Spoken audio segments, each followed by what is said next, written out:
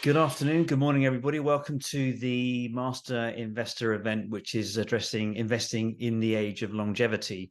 Welcome to 400 of you participants all around the world. You're going to be taking a quick spin through the world of longevity and the investment opportunities that it represents. And we are joined by panelists and exciting startups from all around the world that are forming part of this very exciting longevity economy, which seems to be growing at a pace more and more as each year goes by.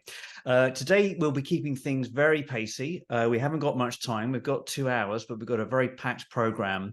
And I just wanted to address really the fact that this is a longevity investment event. And to give everybody an idea of the quantum, the sector is attracting a lot of revenue and a lot of investment. So 2021 was the breakout year for longevity investing, achieving $7.9 billion of new capital into the space.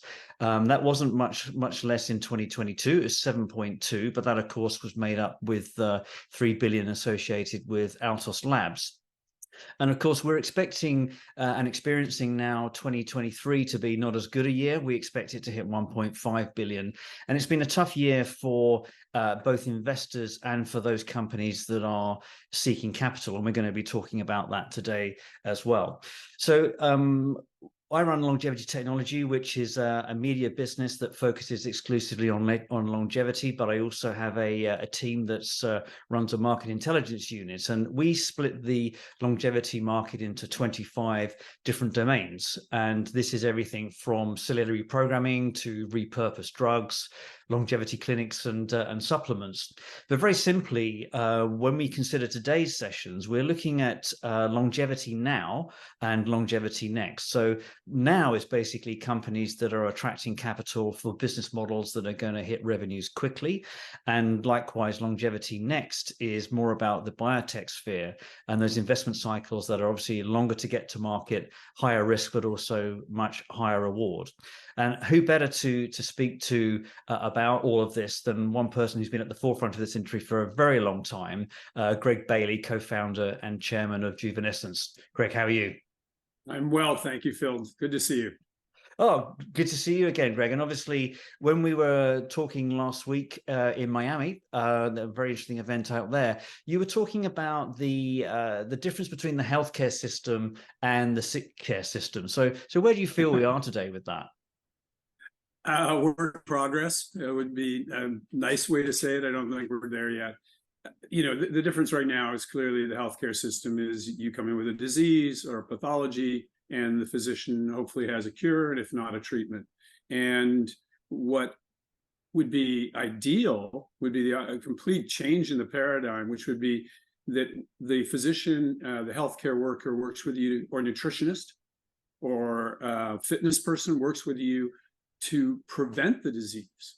And obviously, we're looking at an inverted demographic pyramid, which could lead to the next major financial crisis. I mean, there's just not enough money to, not enough young people to pay into the system to afford the elderly's care. And we're already seeing the care of the elderly being compromised. So this is a really important issue.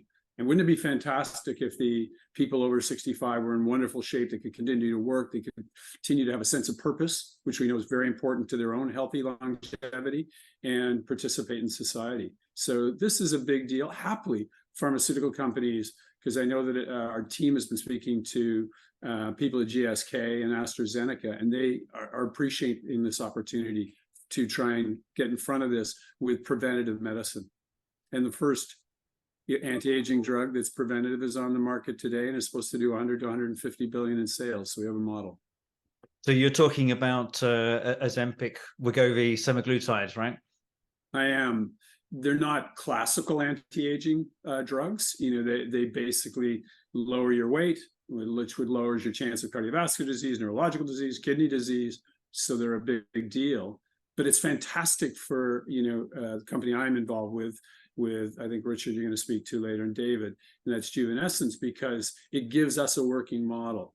You go after a pathology, in their case it was diabetes, and then you back into prevention. You now know the size of the market.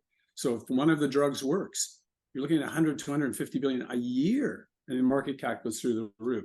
So this is an extraordinary time to invest. And one of my raison d'etres, purpose in life is to try and convince people that you can invest in biotech, and because it's not that difficult. Everybody gets sort of overawed with the science, but you, like any other thing else, you backed a great team, and you count on them to find interesting opportunities and play it out. I'm sure that most people don't understand generated AI, but you would have been really smart to invest in it 2 years ago. Absolutely. Well, I think the world is moving fast. And of course, as it is an online session, if you guys have got any questions for us, please feel free to use the Q&A option in your Zoom, and we'll try and address the questions as we go along. Greg, let's just talk a little bit about what the Ozempic phenomena has actually delivered for the future of what longevity might look like. There's a lot of stuff going through the clinical development phases now. We're seeing longevity drugs at sort of phase 2B, phase 2A, getting into larger studies. What's going to happen over the next 5 years, in your opinion? Are we going to see other drugs coming through that are actual pure play longevity? Pure play longevity is a difficult question. I mean, obviously the Ozempics, Wegovy, and Mounjaros, they do it by default, by lowering your chance of disease, which is a viable model to live longer healthy. I mean, so not in any way denigrating that. I think that, groups that we know of and our own company, are going after specific pathways that we know are involved in aging.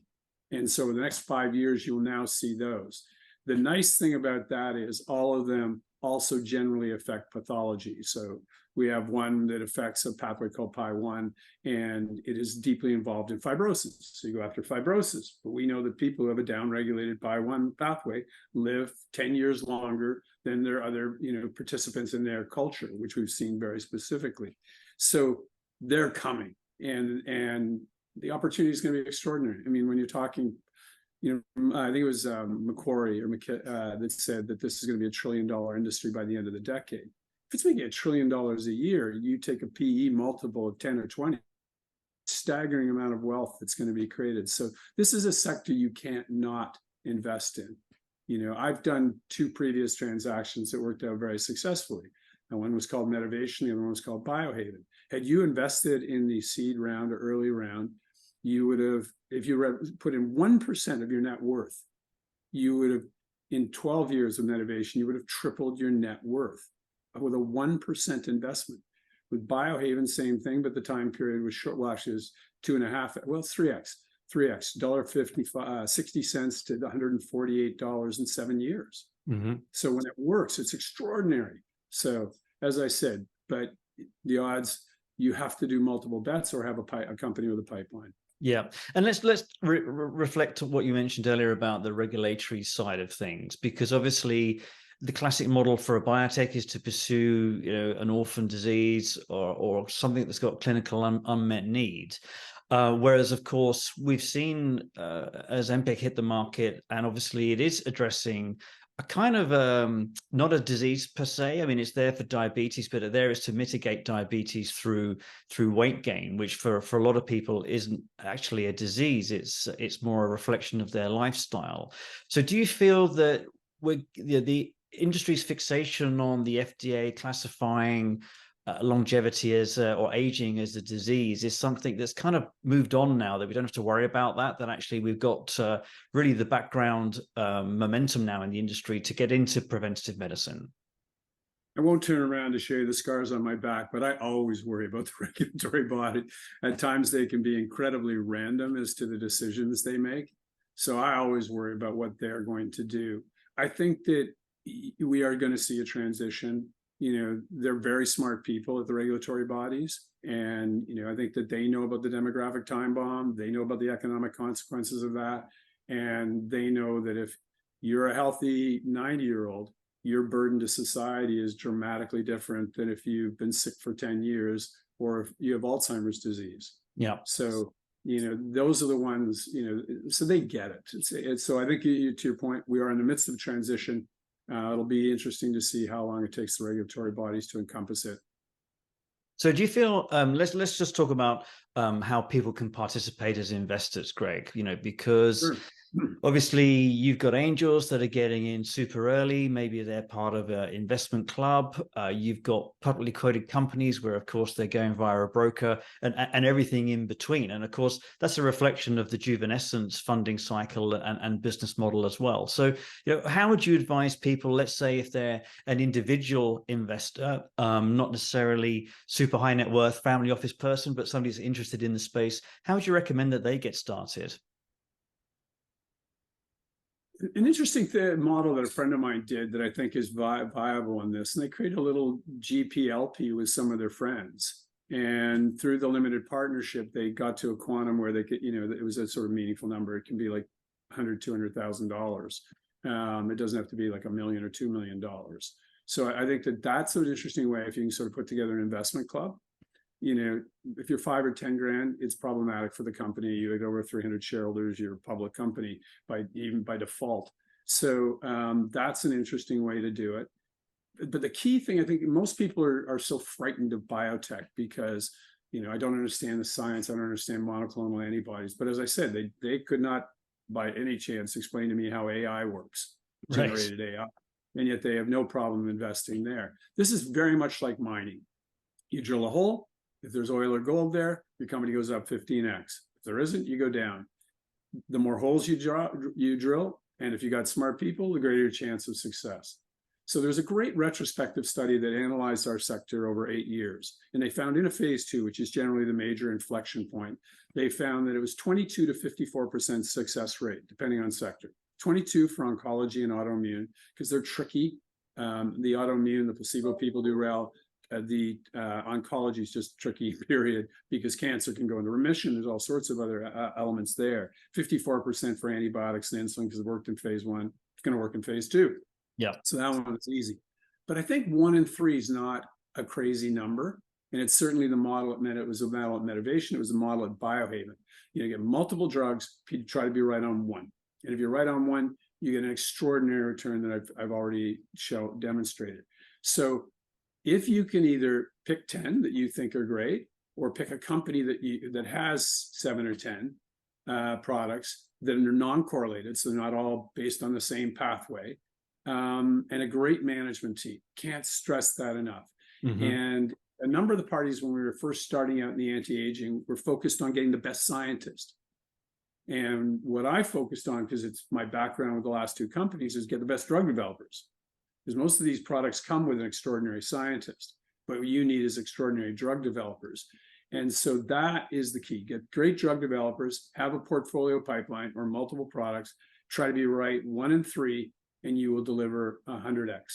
Right. So let's talk a little bit about the Juvenescence model then, Greg, if I may, because obviously you're replicating that, but on a slightly larger scale, right? So if we could maybe just talk a little bit about the Juvenescence model and how that's being received by the investors that you're speaking to. Be very interested to explore that with you. Again, I got a few scars on the back from that. So basically, there's going to be a blurring of the line between nutrition and pharmaceuticals. And the reason for that is this is preventative. And there are an extraordinary number of safe products that would go a natural pathway that will modify how you age. Blueberry skins have been researched a lot. Berberine is out there as well. So there's lots and lots of things. Mm-hmm. The B vitamins have an extraordinary thing, particularly if they're methylated. So we have those sort of things. So there's that blurring of the line. That doesn't fit with what I call the biotech mafia, the classic biotech investor. I know drugs, don't understand supplements. I'm giving you 0 value for that. But Phil, if you and I were the only ones allowed to sell vitamin D during 2020, during the COVID years, we would have made $10 to $15 billion a year. I mean, the numbers are extraordinary. Obviously, right. Lots of people sell D. But if you owned a proprietary product, so that was interesting that they couldn't wrap their head around that, the investors, but they understand drugs. So we at Juvenescence had to bifurcate. We are financing right now our 7 drugs. And I said, you want a portfolio? When we raise this money, it will allow us to add another 3 or 4 to get to 10 to do the model that I've alluded to, of trying to be right on one, deliver an extraordinary return.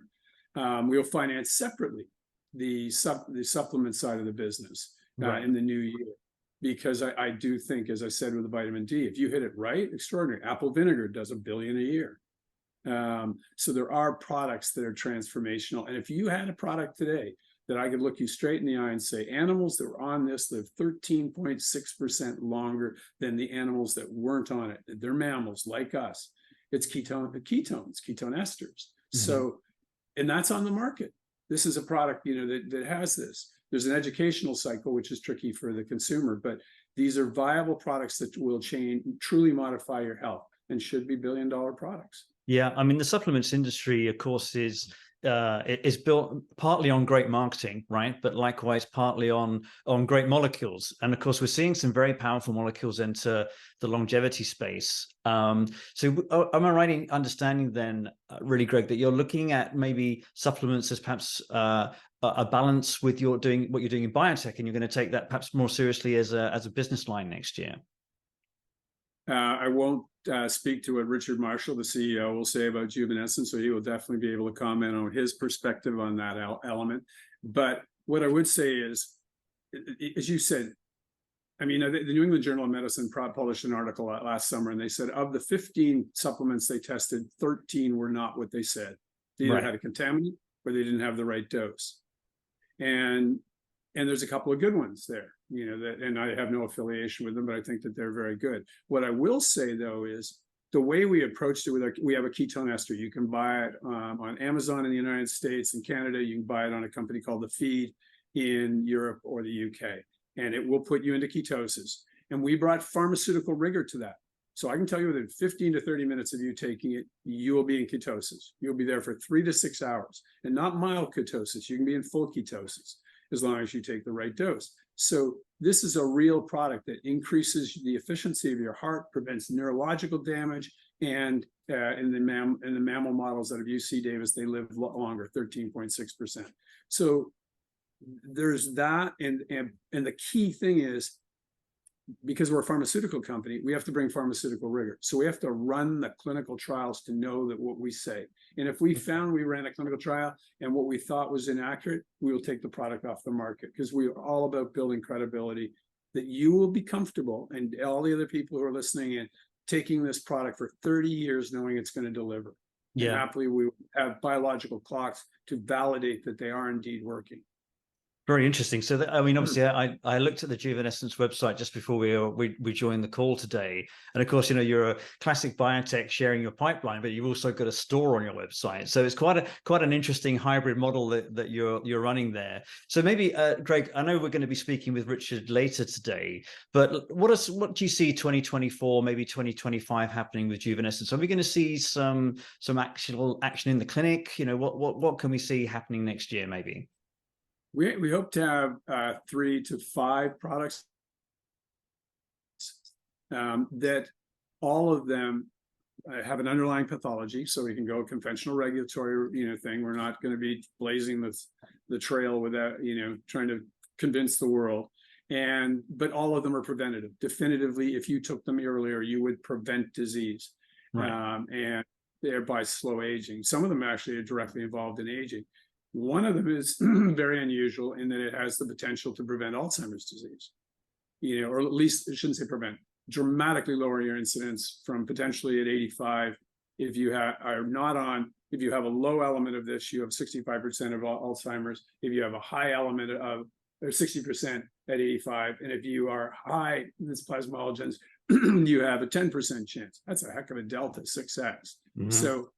Yeah, that's going to be huge as far as modifying how we age. So I think you're going to see all of those coming into clinical trial, beginning to validate, the models. So yeah, it's going to be a really exciting year. I think it's a transitional year, and I'm investing personally on the same terms as the investors coming in this round. I'm investing a substantial amount of my net wealth into it, because I think we're at that inflection point, which is the very same thing I did at Biohaven. There's a major point where I stepped up my investment. Great. Well, wonderful to hear. Wonderful to hear, Greg. So we're, as you heard at the beginning, we're on a bit of a tight deadline today. So we're going to move on to the rest of the agenda. But really, thanks for joining us today, Greg. Lovely to see you again.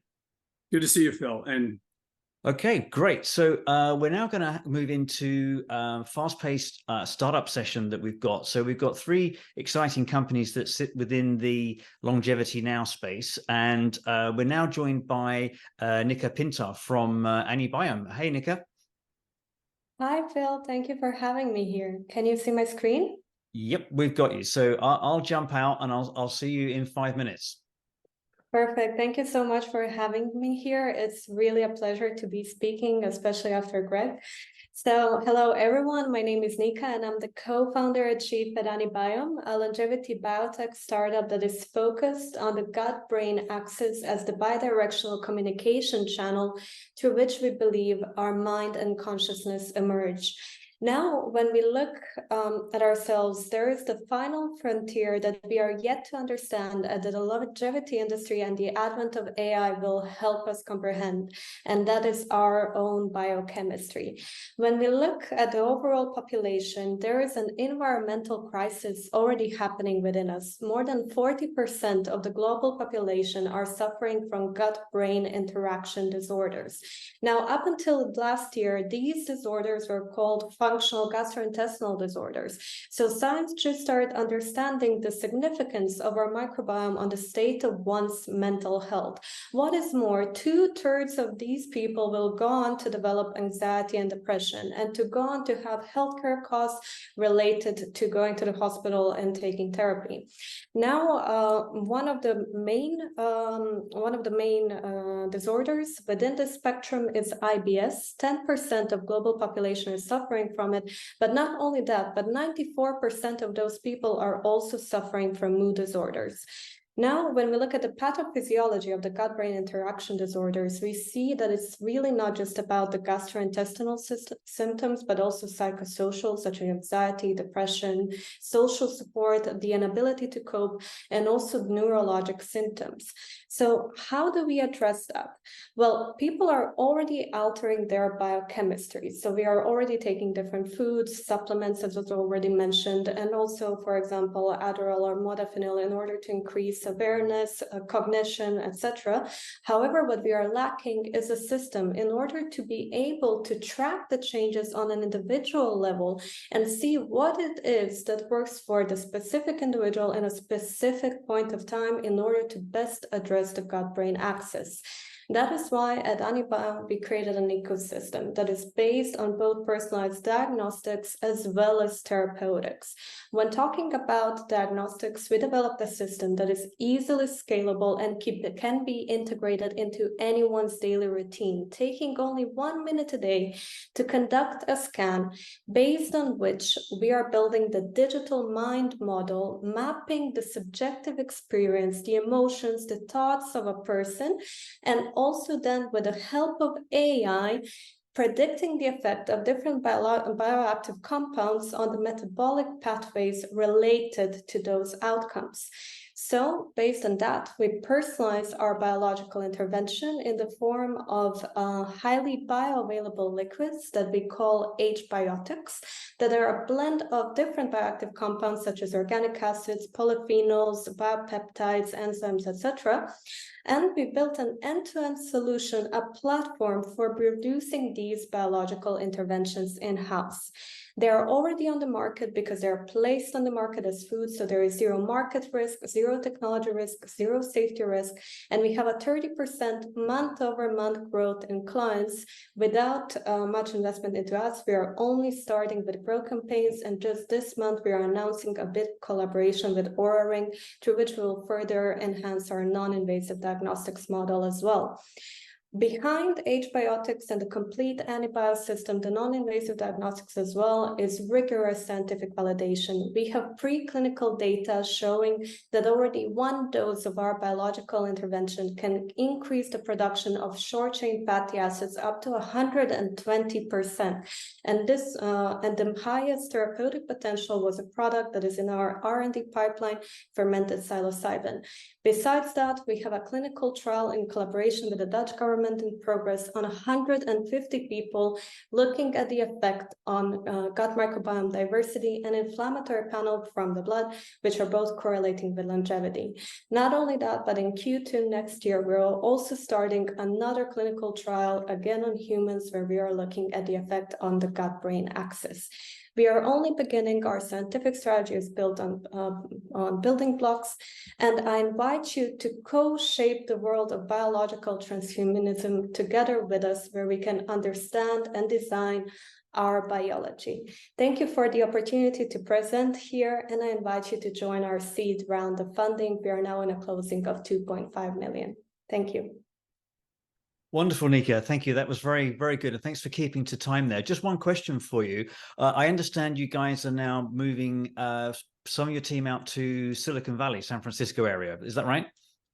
Exactly. So Eva, our chief science, and Bruno, chief genius, just moved to San Francisco. So if anyone's there, we will be very happy to meet you.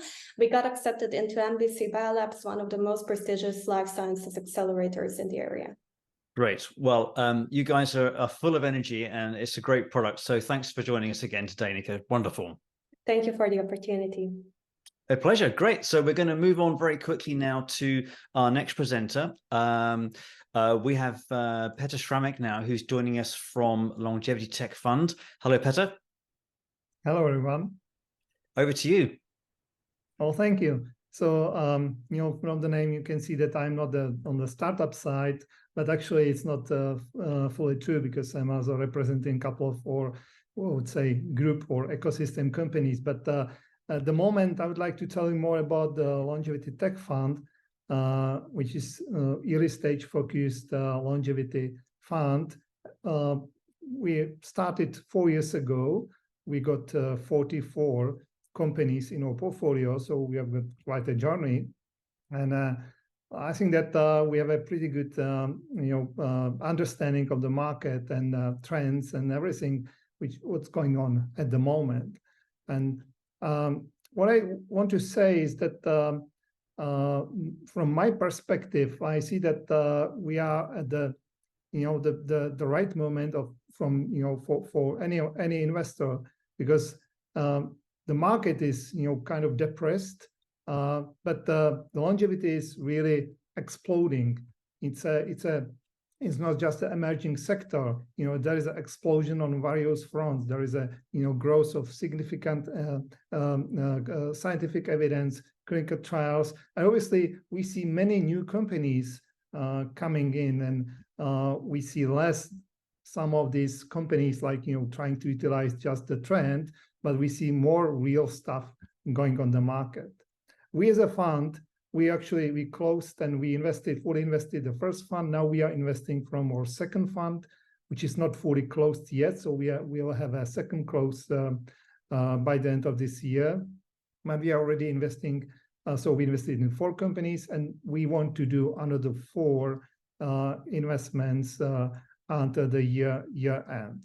And at the moment, we are more focused on more, like, let's say, groundbreaking or some like a more advanced products or discoveries. And I can't tell at the moment, but we will make some announcements in the following weeks. But we plan to invest maybe another 20 companies during the next year, because this is again the right time where anyone can enter this fantastic segment. And as I mentioned, I'm also representing a couple of our ecosystem companies, where one is particularly interesting. It's called Health and Longevity Clinic. It's basically our tool or engine how to help companies and all portfolio companies to move to the clinical environment and really work with real clients and real humans, not just experimenting in their labs.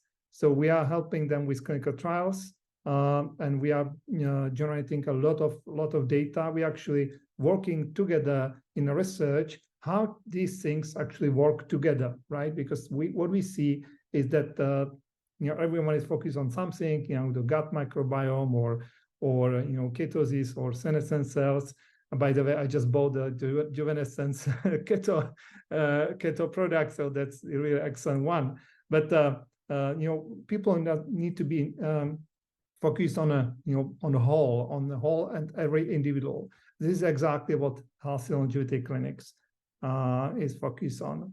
And Healthy Longevity Clinic is also fundraising. We'll be starting Series A yearly or at the beginning of the next year. And we already have a clinic in Europe, and we have a clinic in Florida. We are about to open a very big center in Miami within the next 2 years. And there is going to be a lot of other stuff. So this is something what I wanted to highlight. But anyway, congratulations to everyone from a startup side who made it to this point. From our portfolio, we can see that 44 companies. It's a quite diversified portfolio. We see only one fail, so far. Only one company seems to be failing because of the market condition or impossibility to raise more money, not because of they don't have a product or solution, but because of the fundraising environment. But generally the result is, I would say, pretty good. Thank you. Thanks, Petr. And just quick question: if anybody wishes to participate in your second fund, are you looking for smaller investors, or is there a sort of minimum size, ticket size for people to join your fund? Yeah, so we are like a standard US-based VC fund where there is some limitation in terms of the number of investors. So we need to stick with 250K of a minimum ticket. But we have a simple form on our website. So anyone interested, please reach to us. Oh, great. Well, Petr, thanks very much for joining us today. And we'll move swiftly on to our third presenter in this session. So this is Pete Ward joining us from Humanity. Hey, Pete. Hey, Phil, how are you? Good, thank you. So, Pete, obviously you're either in the midst or just closing out your crowdfunding, as I understand it. So over to you. Thank you very much, and thanks, Phil, Tim, and everybody. And great to see you again as well. For what it's worth, I'm using Cognitive Switch to get half my work done in a fraction of the time, which is a great keto ester product that you should definitely check out from the Juvenescence team. Hi everyone. So my company is called Humanity, and our entire focus is on helping you right now slow down your aging. And the trends we're seeing, and I've just come back from Web Summit where we had 3 talks.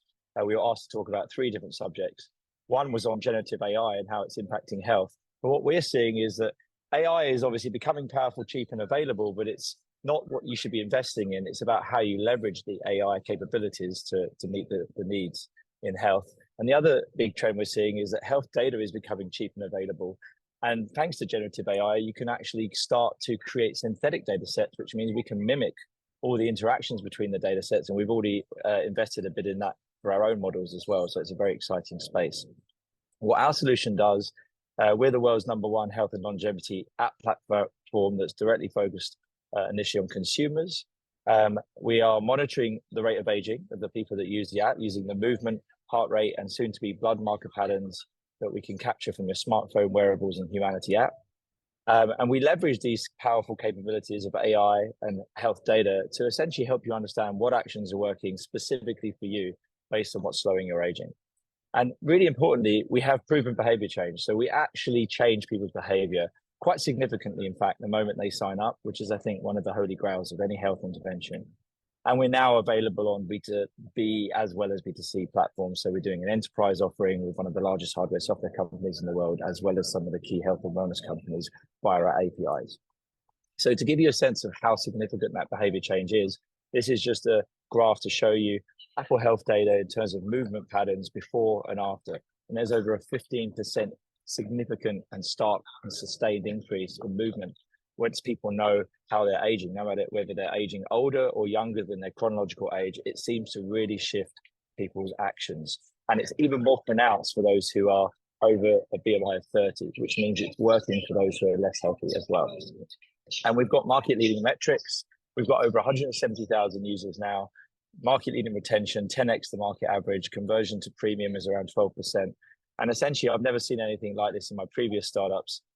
which gives me confidence this is going to scale to 100 million plus member community and have a huge impact on the world. And we also have an amazing app. It's got 4.8 on the App Store from over 4,500 ratings. Apple love us, our investors love us, the influencers and celebrities are using us, and our users frankly tell us it's the best app that is actually working to make them healthier for longer. Our mission is a big one. We want to give 1 billion years of health back to the world by the end of this decade. And if we're going to achieve that, you need to have practitioners, like Greg was saying, an incredible management team that know how to do that. And Mike and myself are those two people. I built one of the world's largest travel social networks, and Mike built the largest dating site, and then the largest consumer VPN. So we've already built platforms that reached 1 billion people, guided by the best scientists in the world, including people like Aubrey de Grey and George Church, who helped map the human genome. And we were motivated by the problem that everyone has, many of us have, when we lose loved ones. I lost my dad to a stroke in his early 60s, and my co-founder to a family member to late-stage breast cancer. And we didn't want people to feel that helplessness. Aging is what causes all these diseases. So even if we knocked out cancer, we're only going to die of something else in 3.5 years on average. So we really need to look at this loss of function that's happening in the body. And we're really focused on not extending the sick state, but this healthy lifespan period. The big breakthrough that we had was that digital markers, movement and heart rate, was as predictive as blood markers, but we haven't stopped with doing that. We've just announced, we've just got a paper that's published in Nature, which we'll be announcing more on soon, which essentially creates the most accurate blood biomarker model and is only requiring 6 blood markers. So it's really going to be groundbreaking in what influence we can have. You don't need me to tell you how big the market is. It's $1 trillion opportunity by the end of this decade. And if we achieve our mission, well, that's worth 4.5 trillion in terms of economic value back to society. If you guys want to come in, we are extending our round. We already closed 2 million from some incredible venture funds and investors, but we are doing a crowd fund on WeFunder. So you can go to wefunder.com/humanity. You can invest from as little as $100. And we have about $200,000 left on preferential terms, and then they will go up. Check out the video, reach out to me if you want to have a chat. I'd love to talk to you. Thanks. Wonderful, Pete. And just a question that we've got in the channel. Somebody was trying to find your app on the Google Play Store. So there are a few things that come up for the term humanity. So what would the search that they would actually perform? Well, unfortunately, they're going to have to either sit and wait or buy an iPhone, because we are doing some strategic stuff with the Apple team. And that's why we're primarily on the Apple products, on the Apple platform. So unfortunately, we're not supporting directly to consumer the Google Play Android app. However, if you do a partnership with us on the B2B side, we do support integrations with Google Fit and Health Connect. So you can actually then leverage that capability for your own direct-to-consumer or B2B platform.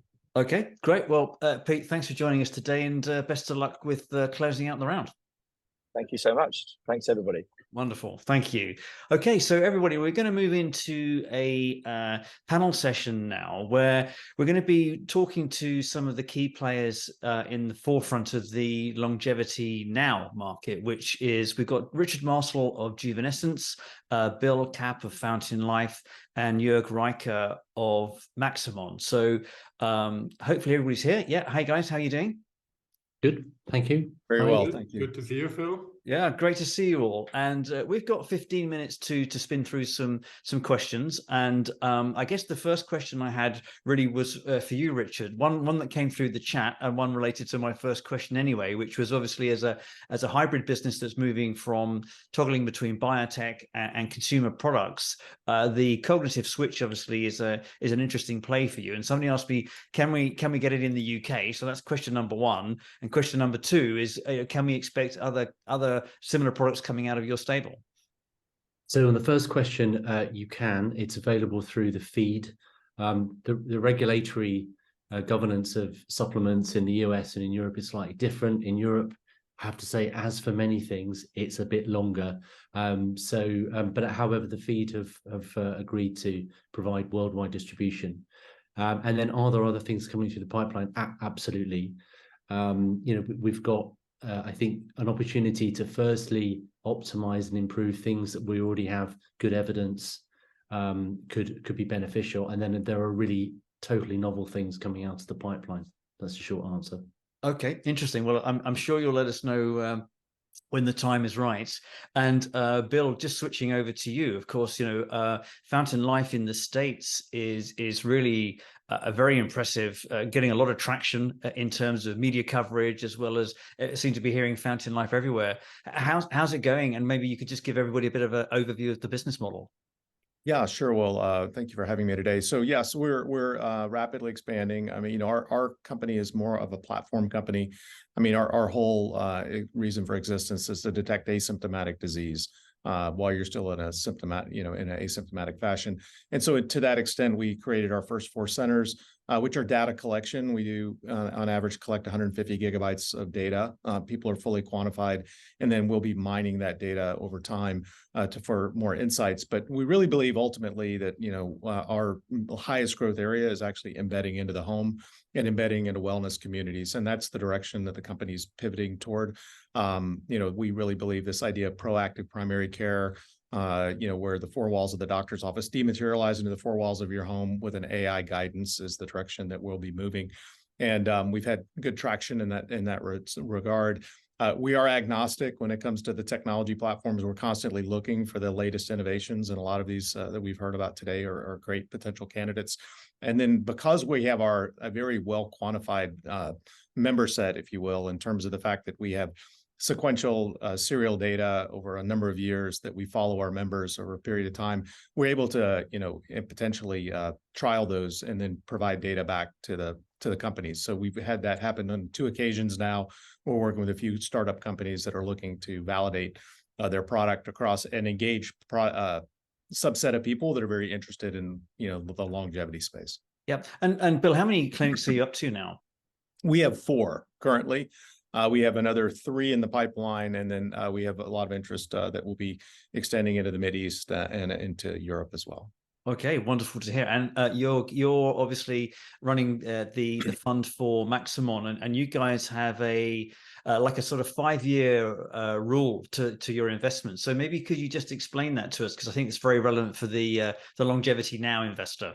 Sure. Yeah. So we're first of all a company builder or a venture studio. There's different names out there. So we started 3 years ago, and actually our mission is a little bit to optimize the health span. So it's not, we're also building biotech companies, but it's really about the health span and not really about the lifespan and, everything that comes out from the biotech sector. With that, I believe in 15 to 20 years, we see great things coming from the biotech sector that will, extend our lifespan or can even reverse aging. But, somebody needs to bring us there, right? So we want to make sure we don't die today. So we get to those interventions in a healthy lifestyle. And this is actually what we do. So we build companies that you can use now today and that make a solid revenue in, I would say, 4 to 5 years. So we're not going the biotech route. For example, our supplement company, we started it 2 years ago. They're going now into a Series A with a 50 million valuation. So this is, an example where it worked really well. That's very interesting, because obviously I was going to ask you about Avea, and what we're just discussing with Richard, of course, is these very powerful molecules that are still generally regarded as safe and therefore able to get to market quicker. So in terms of Avea, they seem to be moving fast now. Are they an example of others in the space, would you say?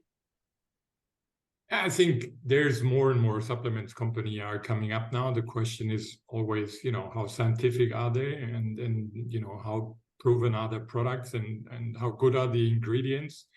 So we only launch science-proven products, where we can make sure they're not doing harm, and where we also go in human trials. Otherwise, we wouldn't do it. And but I think we're not the only ones out there anymore. So there will be more and more. But we just, we make sure that we bring out the best products you can measure and that actually work. Yeah.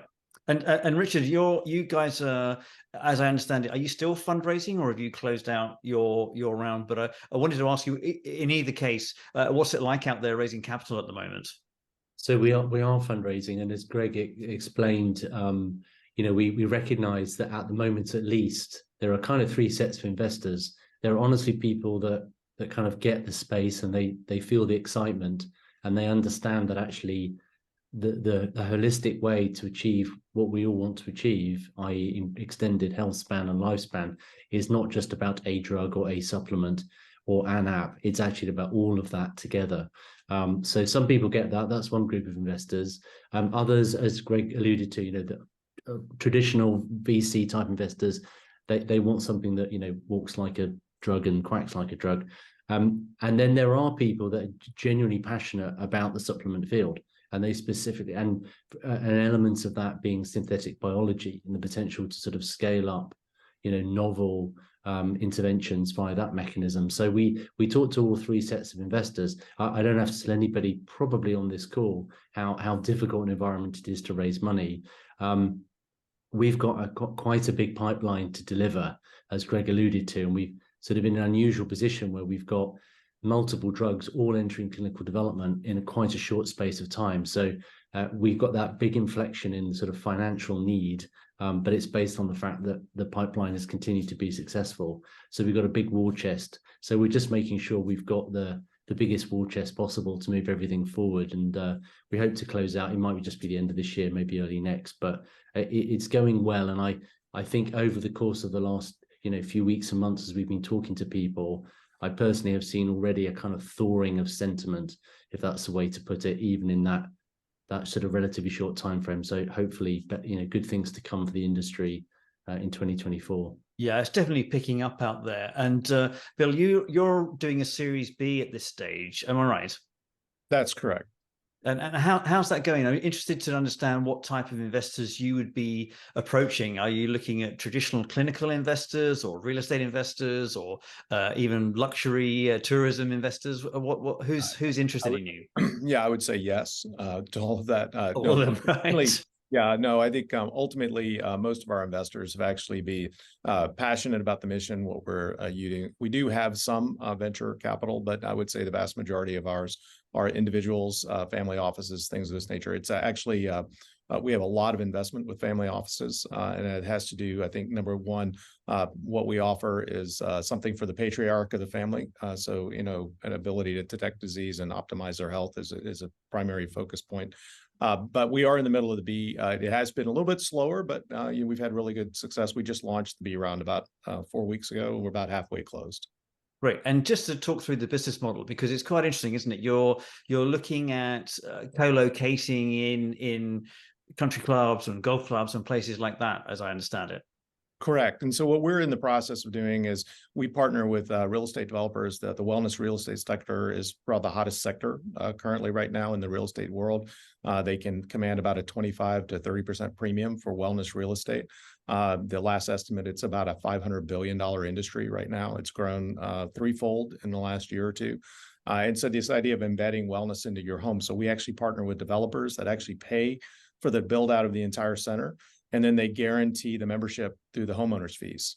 And so that's how we're doing the screening. So the screening we do is expensive, but when done at scale, it drops pretty significantly. And then more importantly, it's leveraging dollars that are already being spent in the healthcare space in terms of the wellness space, but it's not necessarily direct, what I would call sick care dollars, like insurance premium dollars. So that's how we've approached this. And the response has been really overwhelming at this point. Oh, well, that's great to hear. And Jörg, of course, your part of your role is to fundraise from family offices to take your LP base up to a bigger quantum, of course, at some point. So how are you finding attracting capital into your fund at the moment, and where are you managing to source that from? Yeah, it's a tough environment. I mean, I was fundraising my whole life, I believe, because, I started building companies since I was at university. And this is really one of the toughest years we ever had in the last, let's say, 30 years, I would say. So you only attract investors with a really good product and a really good team. I think at the moment, the team is even more important than the product. And so we're raising a 100 million fund. Minimum ticket size is 500K. Our investors are primarily family offices because we're a first-time fund, right? And when we get to the next fund, then we also will bring in pension funds and other investors. But at the moment, it's family offices. What they like about us is like, we're not just building one company, right? We're not just building a supplement company or just a clinic, right? We build companies that are all interconnected. We have the first platform out there that does multi-omics, so not just gene testing. We do everything down to the gut. We have the supplements for you. We have the clinic for you.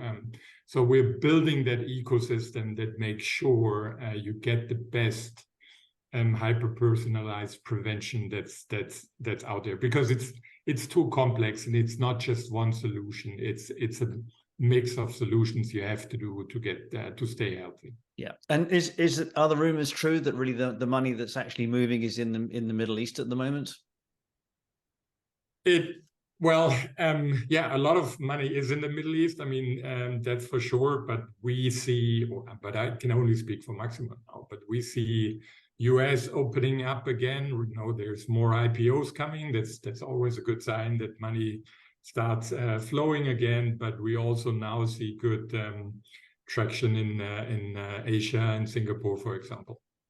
Okay, great. Well, gents, I'm so sorry that we're tight on time, because there's so much that we could be talking about today. But really, thank you all for your time, and best of luck with your funding rounds. And of course, if you're able to stick around for the second part of today's event, that would be wonderful. And thanks for joining us today. Thank you very much. Pleasure. Thank you, Thanks, Phil. Phil. Great, thank you.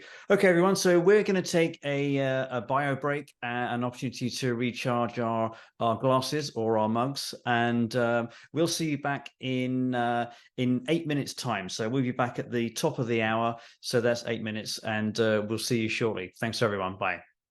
Hi, everybody. Welcome back. So I'm going to take you through a few slides which are going to give some context to the session we've just heard, and feed into the new session that we're going into this afternoon, which is in the Longevity Next, the biotech category.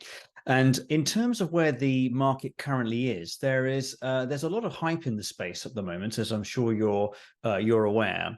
And of course, you've got the likes of Brian Johnson out there on social media doing the things he's doing to his body, and you've got the likes of Kim Kardashian going to Prenevo, which is a full body MRI service, which is very similar to some of the services that Bill's Cap company will be offering. And of course, this is really raising the profile now of what's happening in the context of people with their own health and longevity. And of course, this is the Gartner hype cycle. Many of you will be familiar with this. And people ask me, you know, where are we in the longevity industry? And of course, the reality is that there are so many different people at different stages of the industry as it stands at the moment. And I'm a big fan of chasm theory, which as you know, everybody's familiar with the term early adopters, but this is where it originates from. And really, at this stage, I would say that we are still in a pre-chasm part of the marketplace. And when you lay the two over each other, of course, there's a wonderful correlation between them, and there's a white dot there that really gives you an indication as to where I personally feel we are in terms of the longevity market. We haven't got to peak hype yet. There are, as we know, companies coming through clinical pipeline. They're still going to be a few years off being ready to go to market. But as we talked about earlier, there's Wegovy, Ozempic, which is giving an indicator as to how people are going to respond in the market, and likewise how the markets are going to respond themselves. So we segment the longevity market into these 25 different domains, as you see them here. I'm not going to go through every one of them, but most of these are covering both the sphere of biotech as well as some of the nearer term opportunities, such as supplements and clinical services, as we've been talking about earlier this morning. And really, when you look at the two together, you've got Longevity Now, which, as we talked about earlier, is looking at supplements, biomarkers, clinical research organizations, all those organizations that are either servicing consumers now or servicing the industry that is going to come down the line in relation to what's happening with Longevity Next, which of course is where you've got next generation supplements, but obviously very, very exciting technologies such as cellular reprogramming and gene therapies. So when we look at the complexities of understanding when's the right time to get involved, of course, when we talk about clinical pipeline, there are stages before the drug therapies will be actually experimented in humans. So there will be going backwards. They are large mammal studies, then small mammal studies, and then of course once they go from in vivo, they go to in vitro. And as you can see, it's quite a complex map. And then when you're laying over the top of that, as an industry, things that are not biotechs, we use the technology readiness level score of 1 to 10 to identify whether something's ready for market or not. And as you can see at the bottom of the slide here, these are indicators as to what the funding stages are for organizations that are running along these cycles. This chart shows you really over those 27 domains where a lot of the capital has been going over these last 5 years. As you can see, the discovery platforms are attracting a significant amount of capital, but likewise, regeneration, rejuvenation, all of those are very exciting technology areas that are attracting a lot of Silicon Valley capital as well as other capital from around the world. And when you look at something that is in the now category, for example, supplements, you can see that, again, not immune from the vagaries of what's been happening in the marketplace in terms of the investment side of things. And when you look on the right here at an organization that's a publicly quoted supplements company, you can see that their 12-month revenue is just over 80 million, but their market cap is just over 100 million. You can see it's pretty brutal there in terms of their valuation at the moment in a public market. When you look at things like longevity clinics, of course, as we've talked about in the last session, there are a lot of those coming up around the world now. And obviously, we all need those clinics because it's highly complicated, this area of science, and we need people to help and guide us through that. And as you can see, it's attracting capital. And we recently ran a survey of clinics around the world. And as you can see from the top 2 categories of respondents there, that it's either organizations that are clinics with multiple clinicians on board, or likewise they are individual clinicians that may be individual doctors that are running their own special longevity practice. So again, there's a big breadth in that particular marketplace as to what categorizes a longevity clinic. Now, we're going to be talking about biotech this afternoon. You can see from this chart here that the US spends over $3 trillion every year looking at these diseases of aging, trying to fix them, trying to help people with them. And as you can see individually, those diseases are huge. And as we've been talking about obesity and type 2 diabetes in relation to what's happening with the drugs from Novo Nordisk, Eli Lilly, and those others that are coming down the line, they're addressing, of course, the metabolic issues associated with weight gain, which obviously then if that weight gain is mitigated, then perhaps a lot of the other diseases of aging can be mitigated as well. And we look at the longevity sector across really these 4 categories that sit between prevention, which is, can you prevent something from happening in the first place? If something has happened, can you effectively renew that? So can you take, for example, cells that are starting to age back to an earlier cellular age in terms of can the clock be wound backwards, but likewise, can those cells actually maintain their identity? So can a heart cell be rewound back to a younger heart cell, but still be a heart cell? And really where we find a lot of people are very interested in where is longevity and where is traditional healthcare? Well, of course, that's in treatment.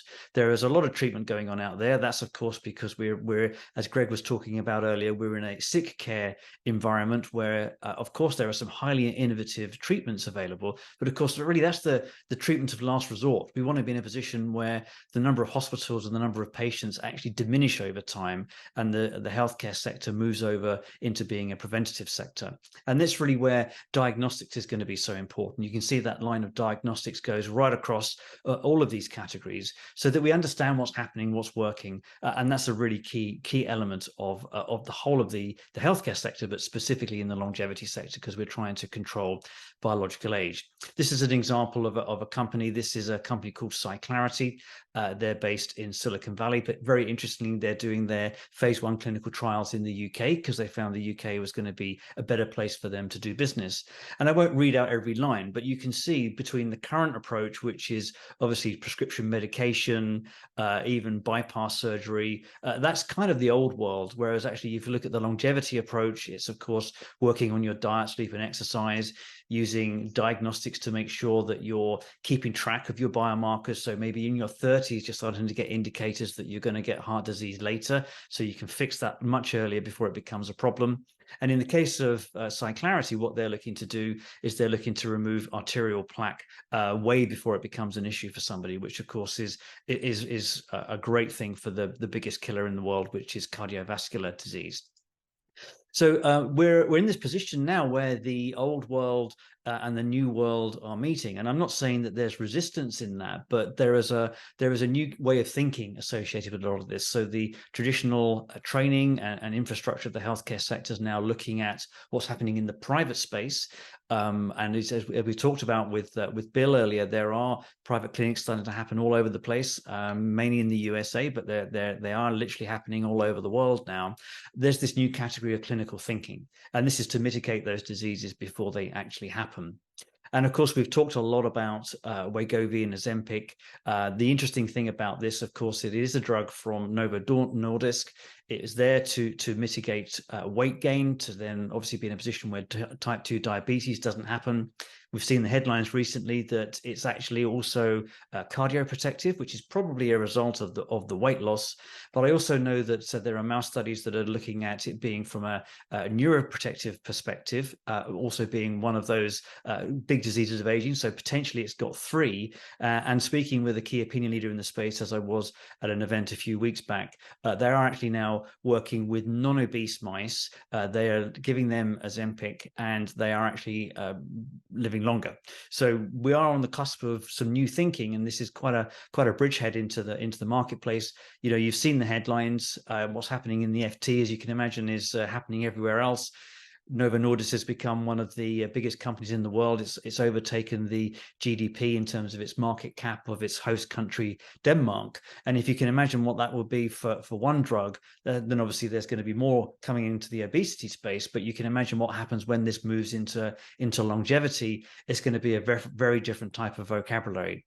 So you can see here, fast forwarding to X number of years, we can't say at this stage with those companies that are at later stage phase 2, how quickly they're going to go into phase 3 and how successful they will be in phase 3. But if you can imagine maybe 5 to 10 years, I'd say 5 probably at a minimum, what that would look like when you go into the concepts of longevity available for populations, but also available for the governments that are trying to mitigate the silver tsunami that's actually coming at them. So there's a QR code. That QR code has got my contact details on there. So I'm going to be sharing a few data points, which I'll be very happy to share with you. If you wish to send me an email, I'll just send you the slide deck, no problem. We actually put out data on a quarterly basis. We obviously track what's happening in the space. Longevity.Technology is the largest news service in the longevity market, but sitting behind that, we've got the market intelligence unit that is developing these reports. And as you can see from the charts that I showed earlier, there is a pickup, of course, at the latter part of 2021 into 2022. But of course, there's been this winter that we're all suffering at the moment. I don't expect there to be more than 1.5 billion raised in longevity companies this year. You can see, of course, that the spread of that activity is mainly weighted towards early stage VC. There is some equity crowdfunding in there, but you can see it's very small. Humanity is an example of that, actually out there and working. So if you are interested in participating in the space, of course, there are publicly quoted stocks where you could be investing in those. But likewise, if you have the capital available to become an LP in a fund, there's an opportunity there to get in with some of the exciting opportunities that are happening in the space right now. So you can see from this chart that actually there's some big areas. Longevity discovery platforms are taking the lion's share at this stage of what's happening in longevity biotech. But again, you can see there's some very interesting technologies happening in the space, attracting a lot of capital. And I'm sure we're going to talk about that in the next session. So quarter by quarter, you can see that thankfully things are starting to pick up. The trend is upward for the capital raising in the space, and likewise the quantums of the round round is going up. So we're seeing now that there is more capital going in per round per company, which of course is very encouraging. Now, Master Investor is a UK-based investment publication. In London this week, it's Longevity Week, so of course there's a lot of weighting to the UK, but of course longevity really is an international industry, and the US is leading the way there. And if I was to segment this 73% that the US represents, a very, very large chunk of that would be actually coming out of California, which is really the epicenter of what's happening in longevity science at the moment. And one of our recent interviews was with Dave Goebel, who runs the Methuselah Fund. And you heard from Petr earlier, of course, that because valuations are what they are at the moment, there is an opportunity at this stage to really participate in what's going to be happening in the space over the next 5 years, which will be both very encouraging and very exciting. So there's my QR. I'm going to stop talking, and I'm now going to hand over to one of those exciting biotechs that actually is pioneering the space. We've got David Miles from AKL. David, are you with us? I am, Phil. I'll just, I can pull up my screen. Yeah, great. So if you're able to share your screen, the floor is yours. Okay, we've got you, David. You have. Excellent. Thank you. Well, good afternoon, everybody. My name's David Miles. I'm the CEO of AKL Therapeutics, and thanks, Phil, for inviting us along to talk about AKL and our interest in osteoarthritis, one of the major challenges to healthy aging. Despite a trajectory of increasing lifespan, health span has not shown a similar rate of improvement. Patients experiencing prolonged periods of ill health and often managing multiple age-related conditions. And as we enter this exciting new revolution, we can expect to see life expectancy increase over 100 years. And it's critical, therefore, to ensure that those additional years, and indeed the later years of current life expectancy, are healthy. And research shows that mobility is fundamental to the quest for healthy aging. And the most common cause of reduced mobility is osteoarthritis, which causes chronic pain, reduced mobility, mental suffering, poor social interaction, increased falls, and of course, increased healthcare utilization of valuable resources. The United Nations, in conjunction with the WHO, has designated the current decade as the decade of healthy aging, and over 650 million people suffer from osteoarthritis worldwide. Prevalence is increasing due to the aging population, but also increasing rates of obesity. And furthermore, osteoarthritis can coexist with and in fact negatively affect other chronic conditions, yet there's currently no cure or indeed treatment suitable for long-term use. AKL is focused on developing its lead clinical asset, APA, a novel therapeutic for inflammatory diseases where there's a high unmet need, including osteoarthritis, which is the main focus of our activities, but also other complex diseases of aging. It has a unique mechanism of action targeting all of the components of osteoarthritis, that's bone, cartilage, and synovium. And it's an oral drug, so it avoids the complications of injections, and it's well tolerated. And in Q1 2024, we will start a phase 2b study, which will target the patient group who demonstrated the highest response versus placebo in the pain study phase 2a. This group of patients are those in moderate to severe disease, typical of the patients who present to the GP, well, their primary care physician for the first time, and will probably have self-medicated with, say, acetaminophen and maybe topical anti-inflammatory gels. These patients have moderate to severe osteoarthritis, and it is this group which is our target commercial group and happens to be the same group that had the greatest benefit in the phase 2a study. We've heard a little bit about senescence today, and senescence plays a direct role in chronic and age-related diseases. It's a process in which the aging cells stop dividing, and one of the hallmarks of aging. In research that's been conducted alongside the osteoarthritis research, we've shown that APA has the ability to clear senescent cells and also to suppress senescence activities. And this has been demonstrated in human chondrocytes, that is the cells that form the cartilage in the knee. We have every reason to believe now that this is operating elsewhere as well, and we're planning further studies on other senescence-related diseases, which are being guided by a scientific advisory board. We have a highly experienced management and executive team covering all the key functions.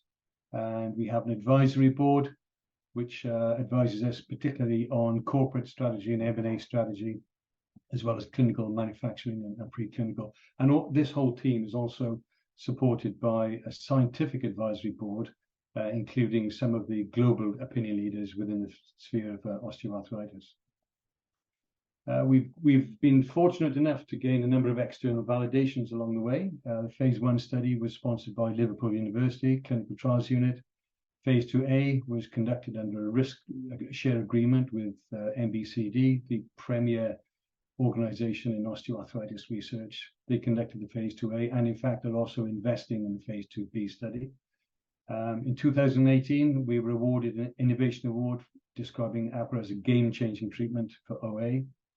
And in more recently, the MHA has granted APRA an innovation passport, which is equivalent to the FDA or EMA fast-track process. The industry research has shown that in the clinical development part of the process, the highest return, with the exception of the new drug approval, can be gained at phase 2 level. And in fact, this is where we're at. We are currently looking to raise 15 million to conduct a phase 2B trial of patients with moderate to severe osteoarthritis. The leading CRO, MBCD, who ran the phase 2A study, along with the founder investors, have committed to contributing more than 50% of funds required. And we're currently in discussions with our existing and some potential new investors. If you'd like to join us on this journey, be happy to hear from you. I can be contacted, David Miles at dmaklrd.com. Thanks, Phil. Great, David. Thank you. That's very good of you to keep to the 5 minutes. And of course, best of luck with closing out the round. Thank you. I think that what I should do is maybe just spin through some of the questions that we received earlier. So I think one of the first ones that came up was, are we in a position to ensure that everybody has their contact details of the presenters today made available? So I'm sure we're absolutely going to be able to do that for all people that registered and joined the conference today.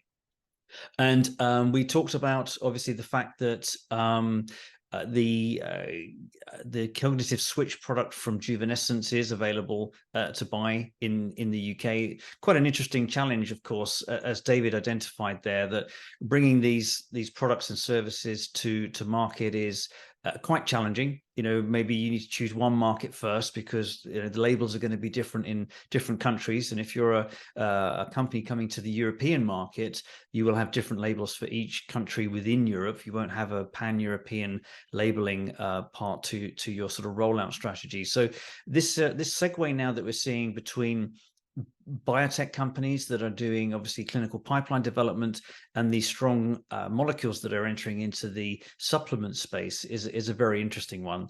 That obviously it's quicker to get to market as a supplement, not easy to get to market, but you can get to market quicker. But interestingly, some of you may be aware that in the US there was an issue with the FDA reclassifying NMN as a drug, as opposed to being a generally regarded as safe supplement molecule.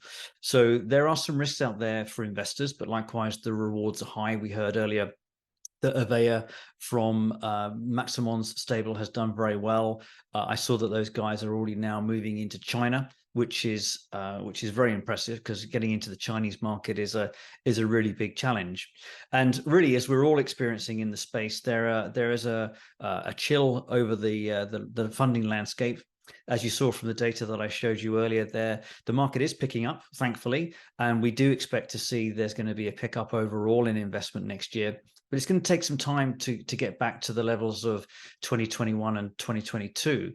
And interestingly, as I'm old enough to remember the .com period, somebody showed me a chart of what the .com growth and bust cycle looked like back in the late 90s, early noughties.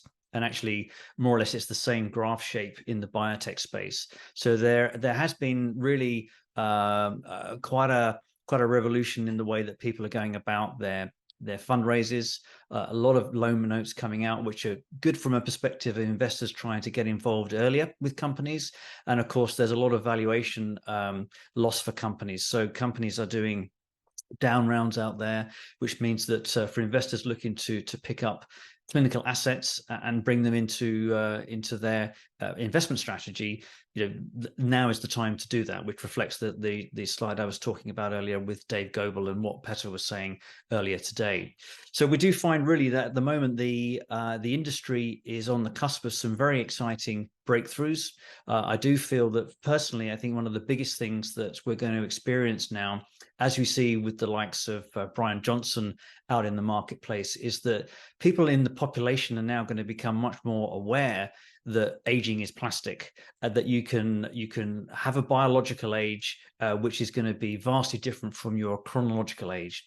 So interestingly, my own story is that I'm 56. My wife is also 56. When we had our age tests when we were both 55, my wife was actually biologically 10 years older. So her chronological age was 55, her biological was 65, whereas mine was 8 years younger. So effectively, there's biologically there's 18 years between us, even though we're the same chronological age. Now, obviously, as Pete was saying, from humanity, I want to be in a position where I'm younger. I want to hang on to that for as long as possible. Whereas, of course, my wife has had quite a shock, and she's now working to try and bring that down. And I think that really, as that starts to really get into the population's consciousness about this concept of living younger, actually even conceptually growing younger, I think it's going to change a lot of people's perceptions on what this whole industry is all about. So as I've mentioned, I keep repeating myself, but $7 billion last year in 2022, really a very impressive growth curve almost happening in the industry. And now we're going to be joined by three experts who are going to help us navigate the investment strategies in this investment sector. So we've got Eleanor Davies from Vita Down, Alex Colville from Age One, and Patrick Burgermeister from Kazoo. Hi, guys. Hello, Phil. Hey, Phil. Hey, great. So Patrick, if I could maybe start with you. Kazoo is probably the most established fund in the panel here. You guys have been at it a while, put it that way. And of course, you talk about category openers when you're talking about your investment strategy. So could you maybe, Patrick, just talk us through that a bit? All right. Yeah. Thanks for having me and for the organization here. Well, Kazoo started in 2016. Not sure whether we were the first, but we're a family office, meaning evergreen in structure. And we'd like to invest another 300 million. That's what is publicly out there as a sum into this space.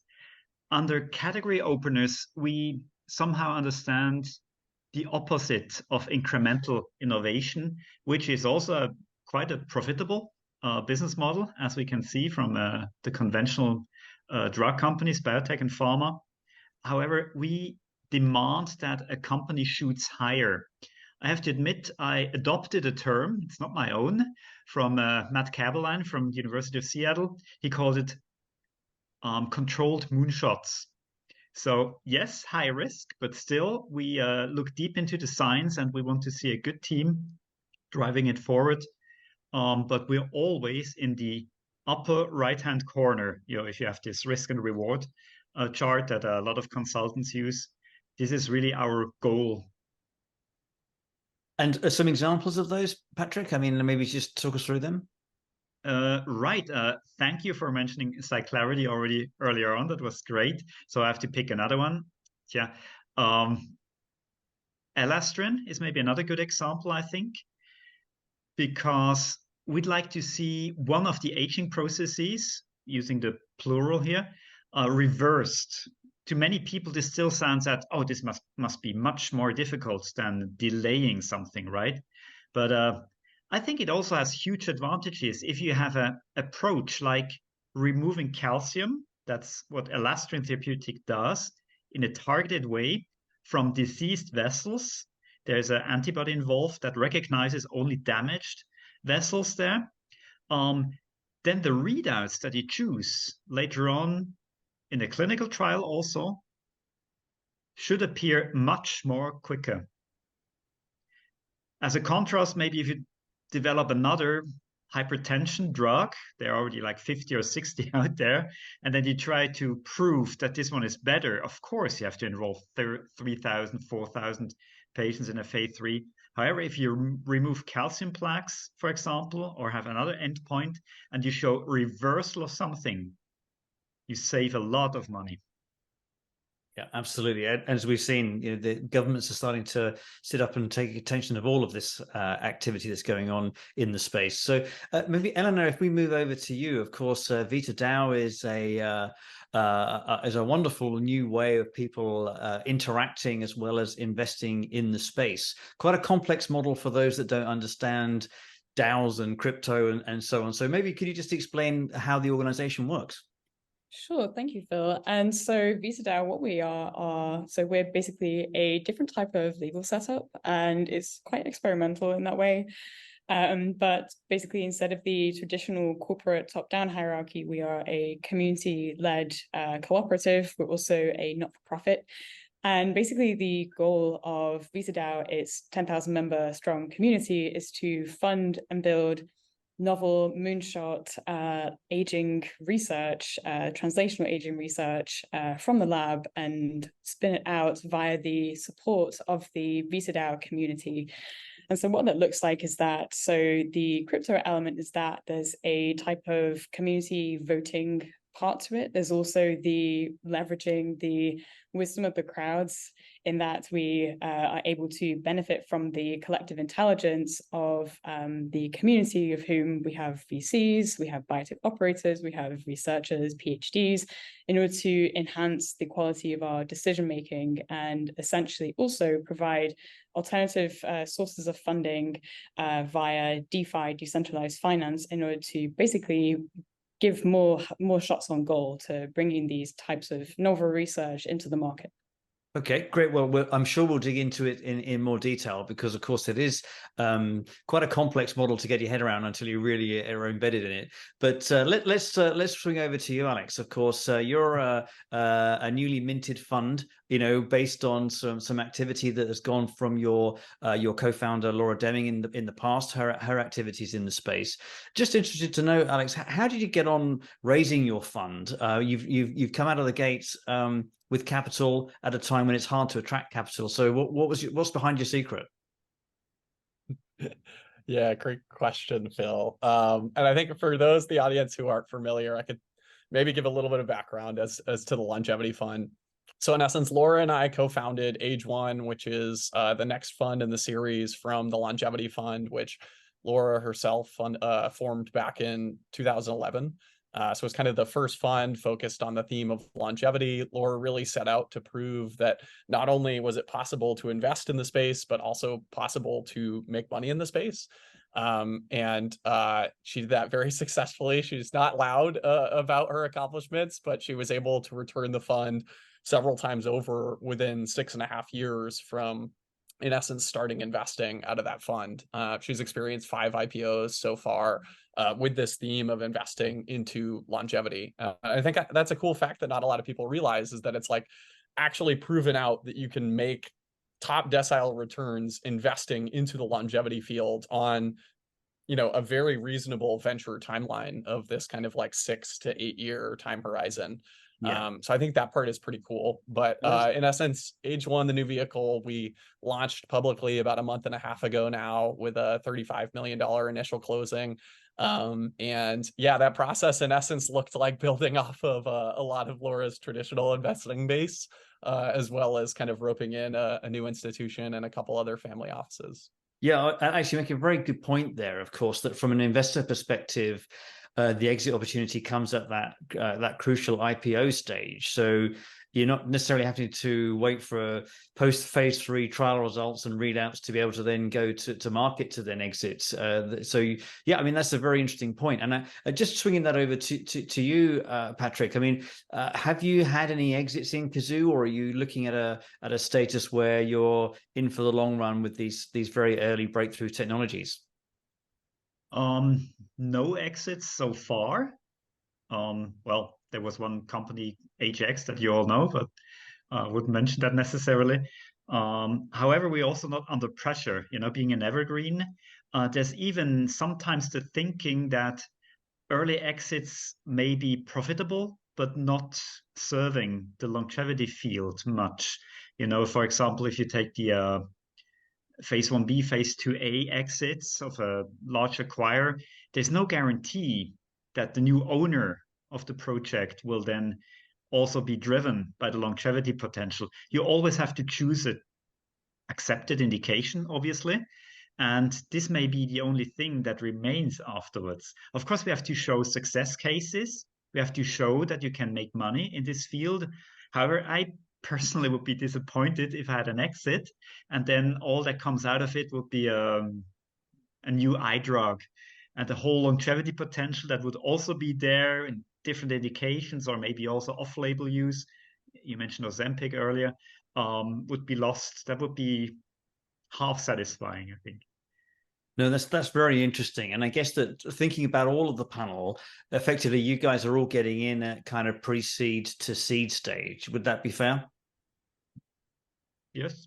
Yeah, so I think that gives us a sort of weighting to maybe think about a little bit of the contribution that VitaDAO would be making, because really, as I understand it, your Eleanor, your portfolio companies, which aren't kind of portfolio, they kind of come to you for capital raising. This is everything from quite early stage university spinouts, right? Exactly, yeah. So we focus predominantly on very early stage projects. We also do symbolic equity tickets as well. So we have also funded the likes of Clarity, Turn Bio, Ocean most recently. But yeah, as you said, predominantly focused on academic projects. And what is the sort of average deal size that you invest in? I mean, let me ask you that question, adjuncting it with another. So if somebody was ready to say $500,000, would that be all they need at that point, or would that be $500,000 contribution that VitaDAO would make to perhaps a, $3 million round, for example? Yeah, so if it's an academic project, and so VitaDAO is coming in at 500 million, we may also find a contributor, like a syndicate type of investor to come in at that point. And then there will also be basically a collaborative type of approach. Commonly, though, we pretty much lead the rounds with academic projects. Ticket sizes are traditionally 250K, but can also be larger. And they're basically set out in terms of milestones where the community works with the PIs, researchers, in order to develop to the next specific stage for IP generation, generating data. And then basically, if it's sounding like a promising project, then there's also potential to do a top up to double down, and also to bring in more institutional capital too. And just to explore that institutional capital, and then we'll move on. So is there complexity with a company once it's gone through the cycle of the VitaDAO funding and the concept of IP NFTs? Is that complex going on to the next stage, where you maybe got a group of traditional investors looking as VCs at taking on one of those companies onto the next stage? Yeah, so I'm glad you asked that, actually, because it's something that we've been given quite a lot of thought to. So basically, the token holders and so holders of the IP NFT, so they are obligated via a drag-along clause to sell back their tokens at a set price from the respective acquirer or strategic. And so this also goes through a type of consensus matching as well. And then it basically comes from on-chain to off-chain, and then is basically a segue back into the market. Okay, so you've got a methodology to play your part at the early stages, and then hand off as you go forward. And Alex, your business model is not just capital, right? You're looking. I wouldn't say is it incubating or mentoring? What's your approach to really making sure that your investments are carried through to success?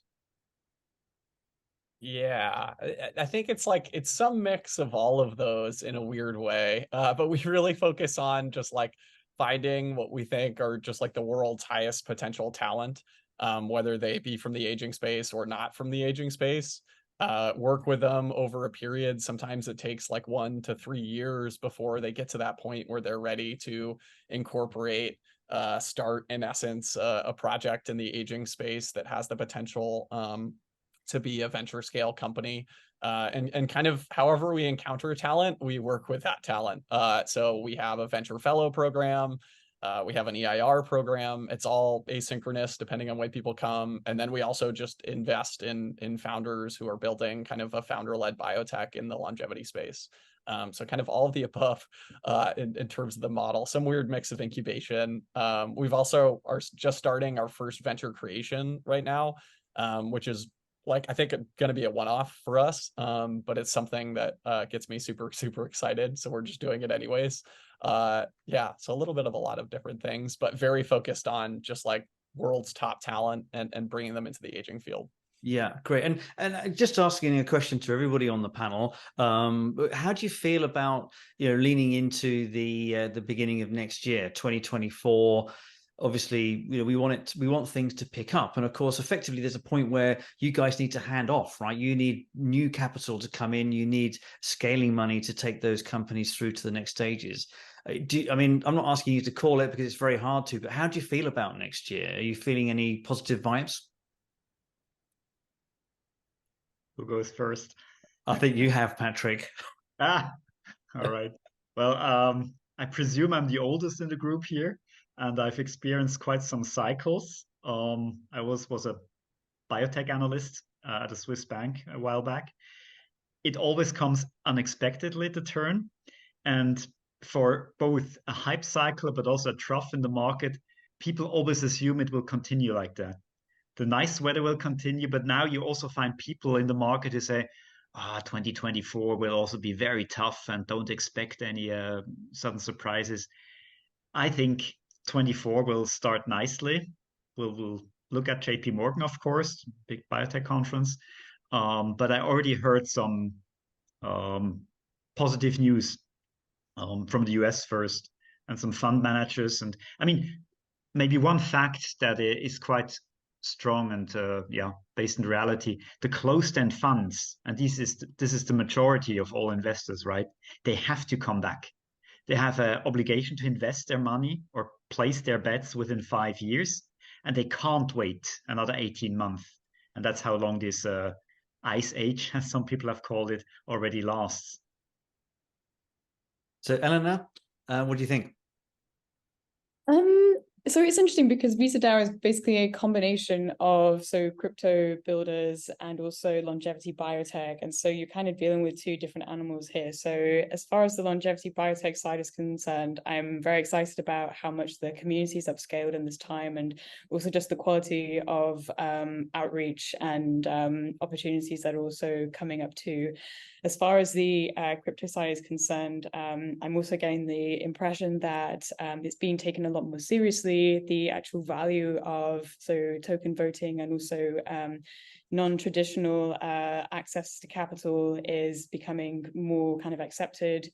And basically on top of that, VisaDAO is becoming more known as an organization that's bringing down the barriers for investors, also for like patients to understand the deal flow process, and also like what actually is longevity biotech too. So overall, very optimistic. Okay, that's good to hear. And Alex, of course, you're based on the Pacific West Coast, right? So you're in the area where it's all happening. What are you hearing on the streets out there? Yeah, I mean, I'm pretty dang optimistic. I think as you alluded to earlier, there's so much hype in the aging field, probably like 90% of the field is hype. And so I think it's going to be one of those periods where we see a pretty big culling. But I think quality things will get funded, and particularly moving into next year, we've seen probably 3 or 4 big biotech funds in the US raise huge new funds in essence over the past month. I think what's contributing to this is funds are finally starting to mark down investments, which is allowing the denominator problem of institutional investors to be solved, which is allowing them to put money back into the venture ecosystem. And yeah, everything that we've seen from our portfolio over the past 2 months, things have really flipped a switch from how they were this summer and before. So I'm pretty optimistic. That's good to hear. And of course, we're leaning into Thanksgiving next week. I mean, do you still think that we'll see action happening at the balance of the year, or is everybody just starting to think about next year now? I think we'll see a lot of action Yeah. based on what I'm seeing, but I'm curious what the others think. That's good to hear. Well, I mean, maybe let's just move on to some of the other areas of science that people are investing in at the moment. We hear a lot about, of course, cellular reprogramming. You know, there are companies in that space that are capitalized, you know, under $10 million, and there are others that are, as we know, over $3 billion. But that's just one area of the space. Well, any guidance for our audience as to what are interesting spaces that have got potential for the longevity space? Anybody? All right, I'll say pet longevity. How about that? Well, let's get the conversation started. Could be a door opener. What we at Kizu think could be one of the biggest fields upcoming, still fledgling, is actually tissue engineering. Because mankind has moved from small molecules, 20th century, then antibodies. Since about 10 years, CAR-Ts and etc., we've seen cellular therapies.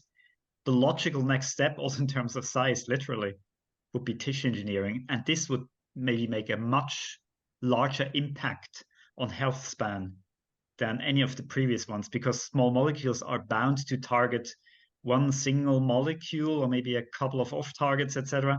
But with tissue engineering, you can reverse a lot more than you can do by targeting a single metabolic node. So just an example, are you thinking like heart muscles or something of that nature? I mean, just so we understand, could you explain it a little bit more deeply for us? Right. I mean, there's also already Therapeutics, for example, quite a large company that is producing islet cells with children that are without insulin injections for 2 years now, some of them. Yes, cardiomyocytes could be an interesting field.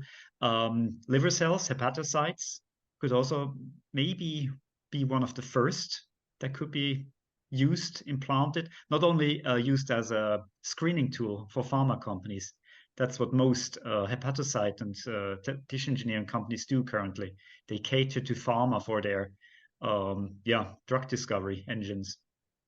And obviously, Alex, you're looking at some very interesting stuff, and you're part of a new organization that released a paper yesterday. I can't remember the name of it, so perhaps you could help me with that. But that was identifying some of the barriers to entry in the space. So, what are you looking at in terms of investment categories that you think are going to have, obviously, in the end, returns, but also very breakthrough science? Yeah, so you're alluding to, in essence, the Amaranth Foundation. So this was a family office where an ultra high net worth, in essence, brought me into a foundation that he was establishing to deploy money into the field of aging. And we really started from the approach of let's roadmap the entire space using a panel of kind of leading industry experts in the aging field. Let's compile our list of quite biased bottlenecks to progress in the field, really from a not a certain time scale, kind of a very long time horizon, like what is holding the aging field back. And so I was very lucky over the past 2 years of working with the Amaranth Foundation to deploy over $100 million into the aging field and investments and philanthropy to move the field forward. And in terms of some of the categories from that get us really excited, both from the fund perspective, but also from Amaranth Foundation, one of which, as you kind of alluded to, pet longevity. You tempted me with that phrase there.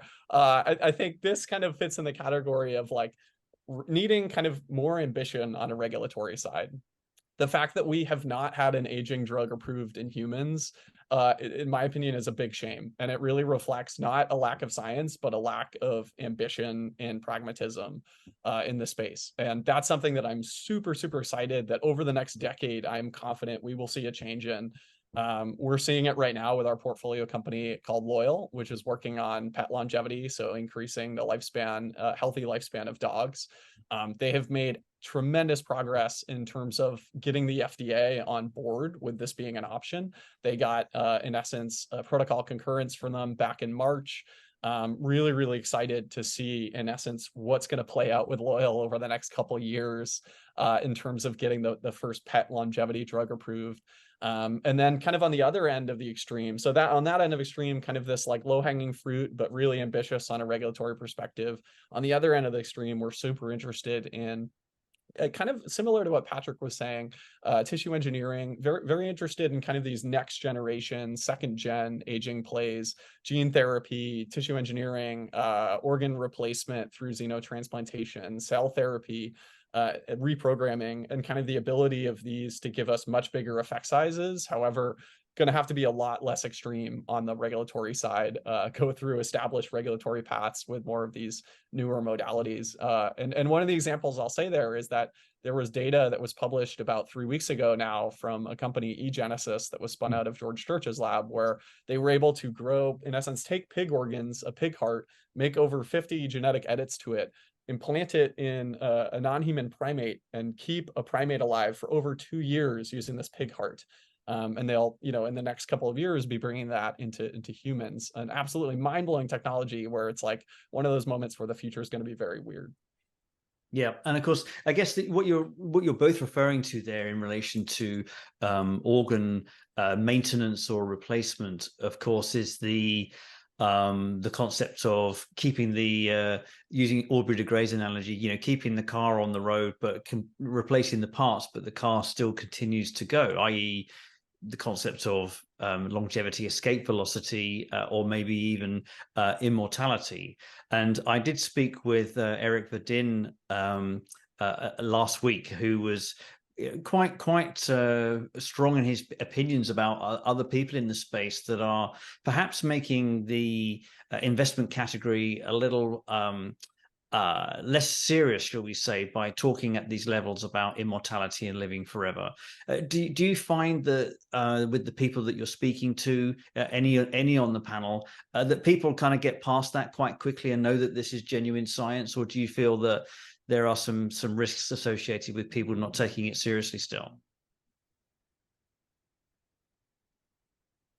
I would never use words like immortality or living forever, etc. This belongs to religion or philosophy or other fields. What we say at Kizu is keeping healthy people healthy, and that people may live longer, maybe a lot longer in the future, is a side effect of that. But nobody who is healthy would accept, a decline, pain, dementia, even, or cancer. So I would clearly stray away from these terms. And do you find that it's? I guess the question wasn't particularly clear. I mean, do you find that there's any negativity associated with that in your interactions with people? So it does come back at you, right? Okay. Yeah. For investors, exactly. Yeah. Alex, Eleanor, are you got any comments on that at all? Yeah, I think the notion of living forever and immortality is a little bit on the extreme side, and it kind of it just sounds a little bit too, if I may, moon boy. So I think we kind of need to take one step at a time, really, and also just kind of help people take us seriously in terms of the work that we're actually doing. We're doing great work, and also just kind of using this type of terminology isn't necessarily the best approach. Yeah, great. Well, we're leaning into the kind of year end, right? So Thanksgiving for you, Alex, next week, which kind of gets you thinking about Christmas and the new year. So just asking around the panel, just very quickly, looking into 2024, what's exciting you about moving into the new year? Alex, do you want to go first? Yeah, definitely. I think what's exciting me the most is this new venture creation we're working on, which I think really actually has a chance to get an aging drug approved in humans in the next 10 years. And I would have never seen myself saying that. And so the fact that I've flipped in a month from not saying that to saying that has gotten me super excited. So that's one thing that I'm very excited about headed into next year. That's great. Eleanor, how about you? I'm excited about basically using the IP NFT, IPT model more, and basically just showing the world as to what this can do from an alternative financing perspective. We recently spun out our most recent company, Matrix Bio, with Gorbanova. We have others in the pipeline as well that are yet to be brought out. So I'm excited to basically continue showcasing this great work. Great. And just to clarify, an IP NFT is that, as I understand it, the people that contribute to the IP, they hold tokens in that IP. So therefore, it's not just one inventor effectively on the associated with the discovery. Is that right? So there's the one inventor who's associated with the discovery. They own the patent. The IP NFT is the on-chain equivalent of that, whereby you can basically raise crowdfunding by selling a portion of that IP NFT. I can also explain more to anybody who would like to learn a bit more about that too separately. Yeah, great. Well, we will share information, and of course, the smaller cap investors can join you quite easily. Great. So, so Patrick, you're here to wrap us up. So, no pressure. What's going to be big for you next year? Well, 3 of our key startups should all, if everything goes well, enter the clinic, which will be a huge step for maturity and acceptance. So I'm really looking forward to that. Okay, wonderful. Well, guys, thanks for jumping in early on the call, which means that we luckily we can all go and get a cup of tea 6 minutes earlier. So thanks very much for you joining us today on the panel, and obviously everybody that joined us from around the world for this Master Investor Conference as part of Longevity Week London. So thanks for all your time. Tim and the team will follow up with contact details. And again, yeah, thanks for joining us. It's been fun.